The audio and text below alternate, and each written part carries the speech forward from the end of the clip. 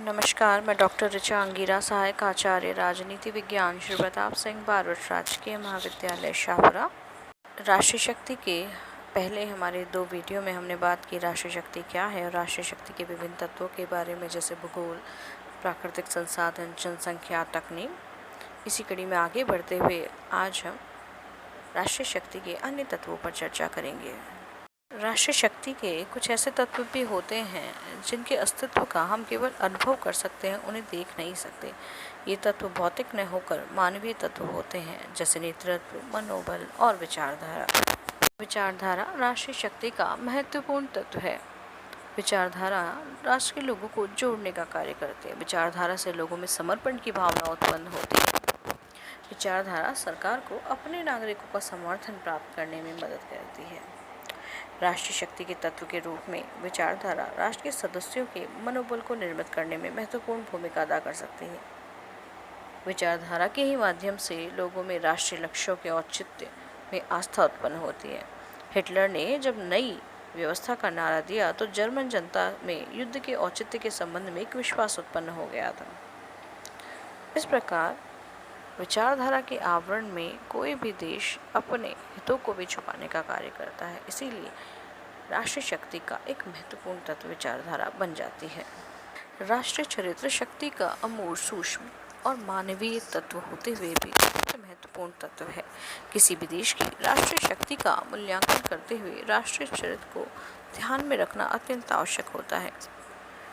राष्ट्रीय चरित्र को ही जो अंतर्राष्ट्रीय राजनीति के पर्यवेक्षक हैं या विश्लेषक हैं, वो जब भी विभिन्न राष्ट्रों की आनुपातिक शक्ति का मूल्यांकन करते हैं तो राष्ट्रीय चरित्र का अवश्य ध्यान रखते हैं। अगर ऐसा नहीं करा जाए तो उनके हाथ असफलता ही लगेगी।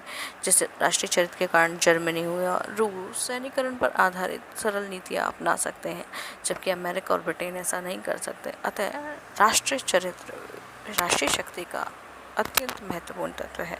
इसी प्रकार राष्ट्रीय मनोबल भी राष्ट्रीय शक्ति का एक सूक्ष्म तथापि प्रभावकारी तत्व है। मनोबल वास्तव में वह अमूर्त भाव है जो अपनी विशिष्ट निष्ठा, साहस, विश्वास, व्यक्तित्व की गरिमा को सुरक्षित रखने की भावना से प्रेरित होता है। राजनीति के संदर्भ में मनोबल एक पूरे राष्ट्र का वह सामूहिक मानसिक दृष्टिकोण है जिससे वह अपनी सरकार की नीतियों को हितकर मानकर उनका समर्थन करने को तत्पर होता है। कोई भी सरकार तब तक कार्य नहीं कर सकती जब तक उसे विश्वास नहीं होता कि उसकी आंतरिक और बाह्य नीतियों को, उसके औद्योगिक, सैनिक, राजनीतिक कार्यकलापों को जनता का समर्थन पूरी तरह प्राप्त है। समर्थन का यह जो अमूर्त भाव है, इससे ही शासन का मनोबल विकसित होता है। इसी मनोबल का एक अंश होता है बलिदान करने की तत्परता का होना। इसी के कारण राष्ट्रीय संकट के समय आक्रमण का मुकाबला करने के लिए लोग तत्पर होते हैं। राष्ट्रीय संकट के समय जिस देश के निवासियों का मनोबल जितना ऊंचा होगा, वह उतनी ही सफलता के संग से संकटों का सामना कर सकेगा। मनोबल एक गतिशील विचार है और ये हर परिस्थिति में एक समान नहीं रह सकता। हो सकता है कोई राज्य जिसने एक समय में बहुत अधिक उच्च मनोबल का प्रदर्शन किया था, वह दूसरी कठिनाई के समक्ष बहुत जल्दी टूट भी जाए। इतना कहा जा सकता है कि मनोबल राष्ट्रीय शक्ति का महत्वपूर्ण तत्व है। बिना राष्ट्रीय मनोबल के राष्ट्रीय शक्ति केवल एक भौतिक शक्ति के अतिरिक्त और कुछ भी नहीं है। राष्ट्रीय शक्ति का एक अन्य महत्वपूर्ण तत्व है नेतृत्व। नेतृत्व में ही राष्ट्रीय शक्ति के अन्य सभी आधार उचित दिशा निर्देश पाते हैं। नेतृत्व कभी कभी इतना शक्तिशाली होता है वे शक्ति का स्वतंत्र तत्व भी माना जा सकता है।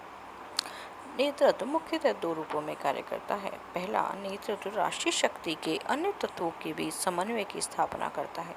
दूसरा, राष्ट्र अधिक से अधिक शक्ति प्राप्त कर सके, इसके लिए भी उच्च गुणों वाले नेतृत्व का अस्तित्व होना आवश्यक होता है।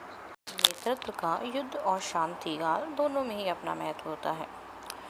युद्ध काल में जहाँ नेतृत्व का दायित्व होता है कि राष्ट्र की समूची शक्तियों के बीच इस प्रकार सामंजस्य बिठाए जिससे युद्ध के प्रयासों को समुचित रूप से संचालित किया जा सके और जीत हासिल की जा सके। वहीं शांति काल में भी एक देश के राजनीतिक नेतृत्व का राष्ट्र शक्ति के निर्माण में बिल्कुल वही योगदान होता है जो युद्ध काल में सैन्य व्यूह रचना का होता है। कूटनीतिक कौशल के कारण ही एक राष्ट्र का महत्व क्या है वो अंतर्राष्ट्रीय मंच पर उभरता है। अंतर्राष्ट्रीय मंच पर अपनी राष्ट्रीय शक्ति का प्रयोग किस तरह करना है कि उससे अपने राष्ट्रीय हित सिद्ध हो सके, यह एक कुशल नेतृत्व ही कर सकता है। दूसरे शब्दों में नेतृत्व वह शक्तिशाली तत्व है जो राष्ट्र तक शक्ति के अन्य जो तत्व हैं उन्हें सफल बनाता है, उन्हें योग्य ढंग में परिभाषित करता है और रणनीति के मार्ग का निर्धारण भी करता है। कूटनीति भी अंतर्राष्ट्रीय राजनीति में राष्ट्रीय शक्ति का अत्यंत महत्वपूर्ण तत्व है। अंतर्राष्ट्रीय संबंधों का संचालन विदेश नीति के द्वारा होता है, अतः एक सुनिश्चित, सुसंबद्ध और तर्कसंगत विदेश नीति का होना अत्यंत आवश्यक है। विदेश नीति को ठीक तरह से या किस तरह से लागू किया जाए, यह कार्य कूटनीति का होता है। साथ साथ शांति काल में भी कूटनीति का उतना ही महत्व है।